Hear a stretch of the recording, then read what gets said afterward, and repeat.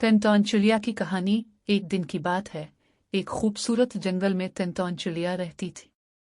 वो बहुत प्यारी और खुशी से गाती थी और अपने छोटे से दोस्तों को खुश कर देती थी। एक दिन टेंटौन ने अपने दोस्तों को बताया कि वो एक ख्वाब देखी।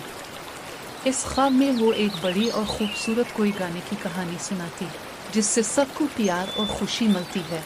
टेंटौन के दोस्तों ने सोचा कि यह ख्वाब शायद कुछ खुशियाँ ले आए। उन्होंने एक बड़े सफर का इरादा किया ताकि वो खूबसूरत कोई परिंदा ढूंढ सके। सफर की राहों में टेंटौन और उसके दोस्तों ने बड़ी मुश्किलों का सामना किया, मगर वो कभी भी उम्मीद नहीं छोड़ी।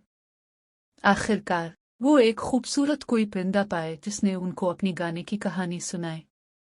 वो मालूम हुआ कि यही वो ख्वाब था जो टेंटौन ने देखा था। टेंटौन और उसके दोस्तों को इस खूबसूरत कोई परिंदा बहुत पसंद आ गया और वो सब ने इसकी गाने की कहानी सुनकर बहुत खुश हो गए।